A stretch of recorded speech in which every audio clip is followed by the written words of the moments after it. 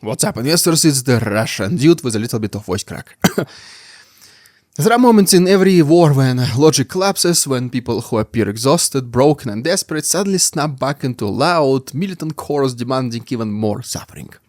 That's like when you are already sad and you just listen to depressive songs to make yourself even sadder. You know what I mean, right? Counterproductive, but well, that's how human mind works, I guess. Okay, so nowhere in this cognitive whiplash more visible than inside Russia's Z-blogger community. The so-called frontline truth-tellers who document atrocities, corruption, amputees being sent back into the trenches, and the absolute rot inside the Russian military machine swing wildly between two contradictory realities. One moment, they're condemning the endless death, the pulverized towns, the war crimes that even Stalin himself would think twice to order, and then the very next moment, the mere whisper of a potential peace deal sends them into frenzy, screaming that Russia must fight until all objectives are met. No man should ever be spared, especially if this man is Ukrainian. Even though nobody can define what these objectives actually are anymore. But here's the twist. This is not just hypocrisy. It might be something darker. What if this entire no peace at any cost narrative is staged? What if this rage-filled army of patriotic bloggers exists not to demand victory, but to make Putin appear like the only rational, peace-loving savior left in Russia? Or maybe it's the opposite, maybe Putin uses their screaming as validation to continue the slaughter. Either way, the result is pretty much the same. Putin gets to climb out of water dry, untouched, blameless, while lesser men carry the weight of the nation's insanity.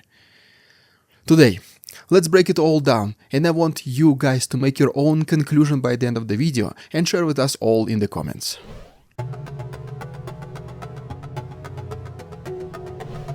Let's start from the very beginning. The bizarre, almost theatrical contradictions inside Russia's pro-war blogosphere.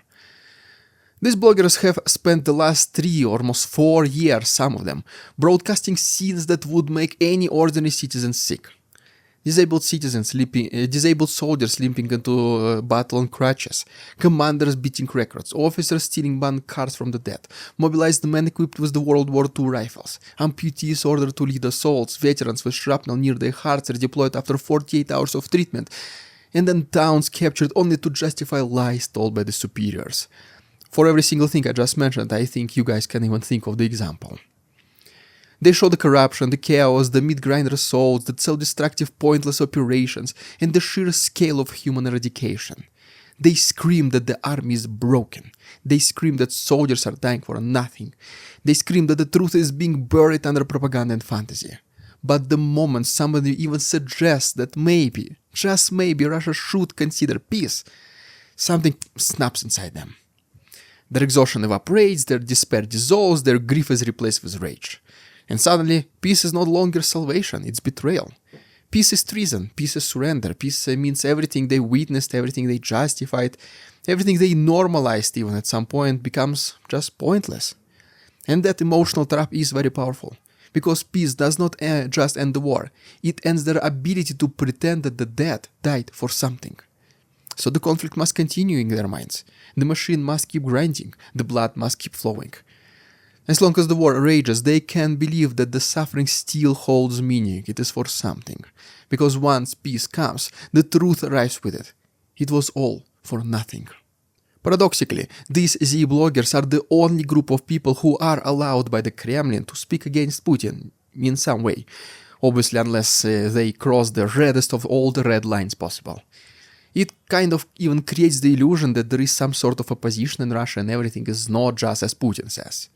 But sometimes, these anti-regime outbursts reveal, unwillingly most of the times, sometimes something what the Kremlin could not have even predicted.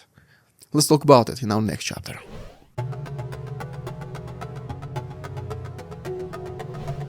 The most grotesque contradiction of all is that the bloggers who expose the darkest corners of this war are the same people cheering its continuation. Without their support, half of Russia would not even know the scale of the disaster. Because these bloggers, they did so many things. They documented the amputees sent to the battle. They documented the units armed with Mosin rifles, the ones designed in 1891. Yes, 19th century weapons. They documented Lada drivers sent on zero chance of survival missions. They documented senior officers beating recruits and stealing their band cars. They documented soldiers listed as AWOL, so the army would not have to pay death compensations to their family. They documented massacres, tortures, lawless executions, and catastrophic assaults launched simply to match the lies that the commanders wrote in their reports. Without them, these horrors would sound like just cheap Hollywood exaggerations, scenes from, Enemy at the Gates movie that no sane person would even believe. But these are not movies. These are real.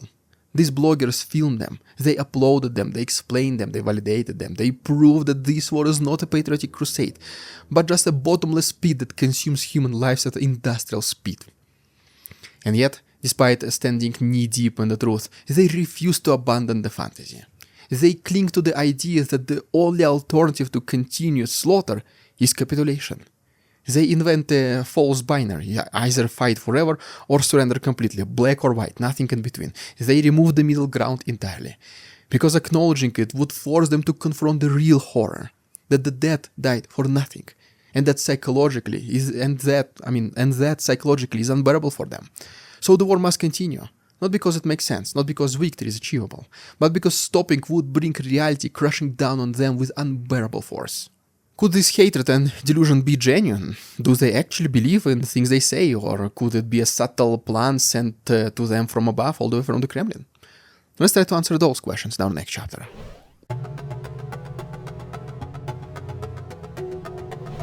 Here's where things get interesting. Lately, the Z bloggers have begun openly confronting Putin. Not about corruption, not about incompetence, of course, not about the endless deaths, but about peace itself. They say Russia does not need negotiations, Russia does not need a ceasefire, Russia does not need treaties, truces, diplomacy. They just demanded escalation, expansion. They demanded that Russia fight until the map looks the way they wanted in their Telegram fantasies. All red. And this raises a question that cannot be ignored. Why are they doing this even? Why are they suddenly positioning themselves as the true hawks, pushing Putin to continue war he himself pretends to want to end? Could this be a reverse psychology trick crafted by the Kremlin? Just think about it. The propagandists scream for blood, the bloggers demand endless war, the Telegram influencers call peace treason, and then, magically, Putin steps in as the only man calling for stability, responsibility, negotiations under right conditions. And suddenly he looks like the only sane voice in the entire room, the only adult, the only one person in the entire Russia who actually cares about Russian lives. In this setup, the warmongers absorb the blame while Putin emerges spotless. It is an old tactic. Putin has been using already for 2 decades. Somebody else screams, somebody else threatens, somebody else overreaches, and then just Putin arrives to calm the situation. The hero routine, the savior complex, the illusion of balance. But there is another interpretation, one far simpler and far more disturbing. What if the bloggers are not pretending? What if this is not staged at all? What if the Kremlin feeds the public exactly what it wants to hear? That victory, quote-unquote, is around the corner, that peace is weakness, that patriotism means dying endlessly. And then Putin just, guess what? Simply responds to their noise by continuing the war. In this case, it does not even matter whether the bloggers are puppets or volunteers, because the result is identical. Putin gets to keep fighting without ever taking responsibility for wanting the war to continue. He simply just follows public opinion, does what the people want, even though he is the one manufacturing it in the first place. In both scenarios, the goal is identical. Putin wants to step out of the water dry, covered in glory, free of guilt, while the rest of the country drowns. What do you guys think? Could all this be the Kremlin's plan to save Putin's reputation, or are these reports of Z-bloggers genuine? Let us know down below in the comments, and I'll try to give my point of view in our final chapter to see if it matches.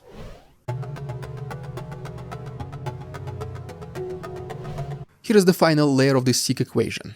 Whether the Z-bloggers scream for peace or war, Putin wins. If they scream that Russia must keep fighting, he satisfies the voice of the people by continuing the invasion. If they scream that Russia must not accept any peace deal, he gets to portray himself as the reluctant warrior, the man who seeks peace but, just, forced to continue fighting because the patriotic pressure, I don't know what else to say. And if the war itself becomes a disaster, if the casualties become too large, the economy collapses, society starts cracking, guess what? That's easy. He never asked for this war to go on forever in the first place. These people did. The propagandists demanded escalation, the bloggers demanded mobilization, the influencers demanded victory at any cost. So that's it. They become the scapegoats, they become the shield, they become the perfect buffer protecting Putin's legacy from the catastrophic consequences of, guess what, his own decisions. And in a twisted way, many of them know it. They know the influence depends on the war. They know peace ends their careers. They know that the relevance dies the moment the guns fall silent. So they cling to this war not out of the strategic thinking, not out of patriotism, but out of survival. And Putin understands this perfectly. He uses it. He feeds it. He benefits from it. He manipulates it. And he also ensures that at the end of the day, no matter how many Russians die, no matter how many towns are destroyed, no matter even how many amputees are sent back into the battle, he will just still be remembered as the calm, rational leader, the man who wanted peace but was just tragically forced into war by those beneath him. The perfect illusion, the perfect escape. Well, there you have it, guys. If you haven't done so already, please subscribe to my channel for more videos like this. If you wish to support our work and join our private Telegram group, you can do so by becoming our Patreon members or YouTube channel members as well, why not? So links are down below. Thanks so much for watching. See you tomorrow. We won't succumb to their tricks, the facade they try to sell. Their twisted words and feeble claims on us all they cannot quell. We see through their lies, their feeble attempts to sway.